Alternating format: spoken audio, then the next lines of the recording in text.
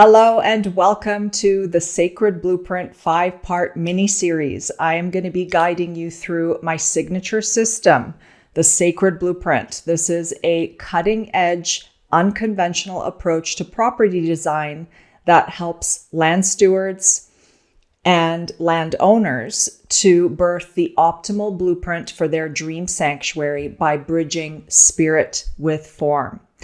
So in today's session, I'm going to be guiding you through a taste of the first stage of the Sacred Blueprint's journey. And this is a stage in the process where I help my clients to awaken their soul's purpose in order for them to vision and design the ideal blueprint for their home, their garden, their temple, their community. Whatever kind of project it is, they are eager to tap nature's wisdom and create a space that really honors their next level becoming, their next level unfoldment. And the clients that I work with are bold pioneers of the new earth. They are here to usher in the new paradigm, usher in the awakening and evolution of humanity. And they want to build sanctuaries that are an expression of that, a pure, beautiful expression of their mission and their vision. So in typical architecture, in typical conventional architecture, I've worked for many years internationally. I've 20 plus years in the architecture field. I've worked on projects of various scales, commercial, residential, from concept to completion. And the biggest problem that I see in conventional architecture in the first stages of design is that either the client will be bringing a lot of visions and ideas to the table, to the architect, and they basically want the architect to copy that vision and basically import it onto the property that they own or they've just purchased. And depending on the architect will either say yes and basically do whatever the client wants them to do and copy that style of building, that style of garden, whatever. Or the architect will get frustrated if they're artistic and creative and they really want to be designing something new and innovative. Then they often need to guide the clients through a kind of, you could say an unschooling process, or maybe unschooling is a bit much there, but they're basically trying to get clear on what the core vision and goals are of the client in order to help steer them in a direction that maybe they wouldn't have even expected, but see it design in a way that is not so locked in by the examples, by the references they brought to the table. So creative architects typically will try to steer their clients in a better direction rather than just copying and drafting, right? Those existing plans that they brought as an example. Okay. And then there's the other side where you may have this is what a lot of people actually run into with architects, is that if you run into a really egotistical architect, that architect will not listen to the client's needs and will, or at least they'll pretend to be doing that. And they will impose their fantasies, their ideas onto the project because they have a certain style that they always like to use in architecture, and basically you end up living in the architect's design versus a home that is truly yours. Do you get what I mean here? But in all of those options, there's one big missing piece of the puzzle. And that is the world of spirit. And the world of spirit, when you actually co-create with the spirit realms in the correct way, what's important is in order to do that, it requires deep listening. It requires deep listening to your client. It requires deep listening to the land. And it actually requires not doing much in the beginning. And what I mean by that is once a client and an architect make an agreement, then the architect just basically reviews the scope of the project and will immediately start trying to create a layout on a site, okay? Some architects are more creative and more intuitive, and they may take a little bit of time to kind of tune into the energetics of the place or the essence of place, but it's very minimal. And what often happens is, also due to budgets and timelines in offices, is that they want to generate the design as quickly as possible so that they're saving the company time, but also, yeah, that's just the way that they've been trained to do it, right? So what ends up happening is that there's always way too much work at the beginning of the design process. So there's too much output. Often after an analysis of the zoning requirements or the building regulations, etc., an analysis of the site plans, site conditions, they will start trying to overlay and configure and generate the floor plans of either a home or any other kind of building, or it could be a master plan for a community. So in that paradigm, there's often way too many plan options right at the beginning, because they want to present the client with several options to choose from.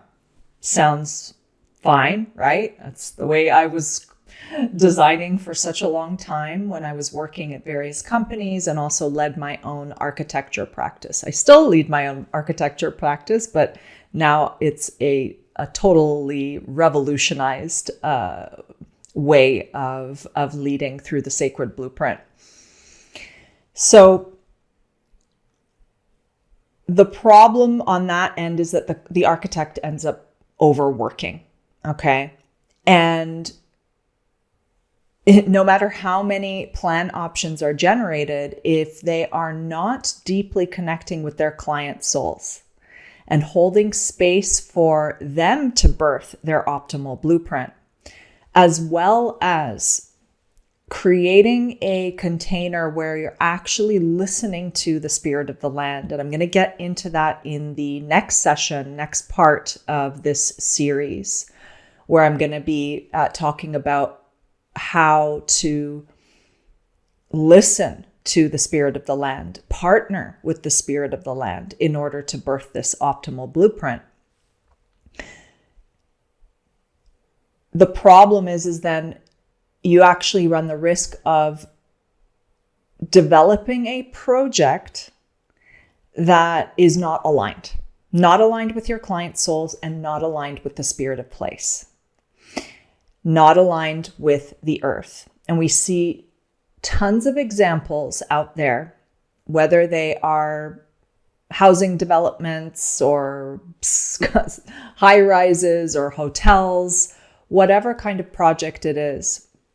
There's some projects that just have unending issues, permit problems, arguments between partners, business partners, or family members. Things just don't flow. They don't flow. And it's construction roadblock after construction roadblock. Maybe it attracts like nightmare contractors, right? And things the project gets set back. Funds do not get allocated. Just you name it.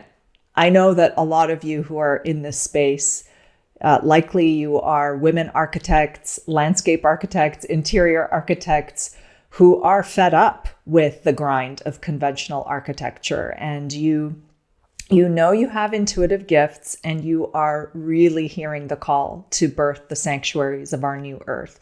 That's why you're here. That's why the sacred blueprint has pulled you in. So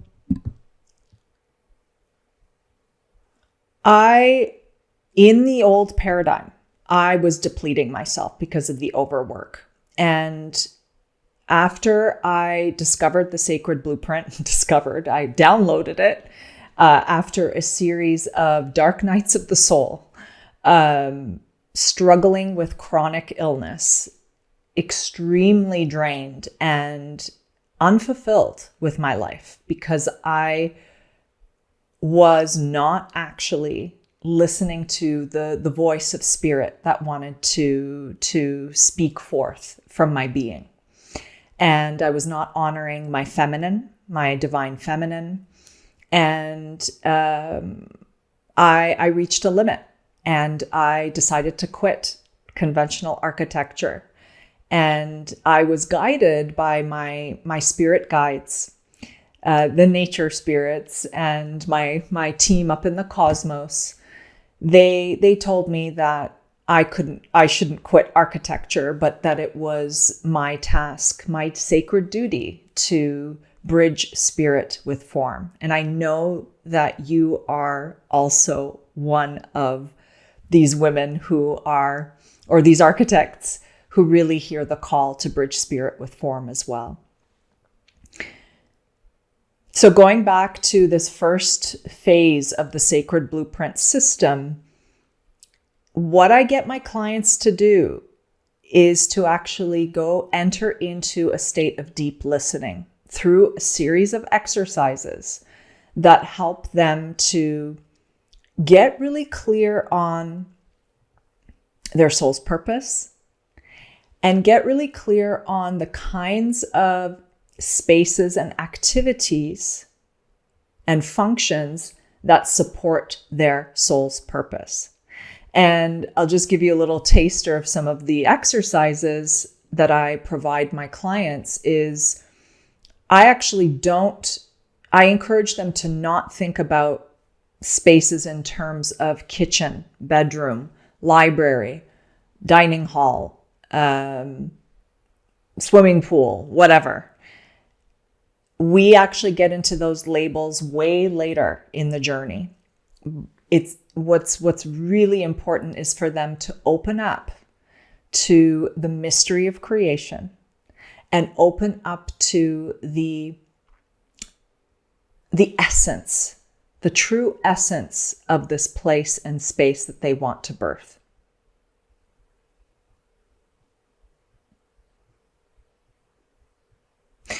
I've served clients that have created houses or designed clients for their father and not for themselves. Or they've created a hotel just to make, a group of investors happy versus what they were really wanting that hotel project to be in their heart and soul.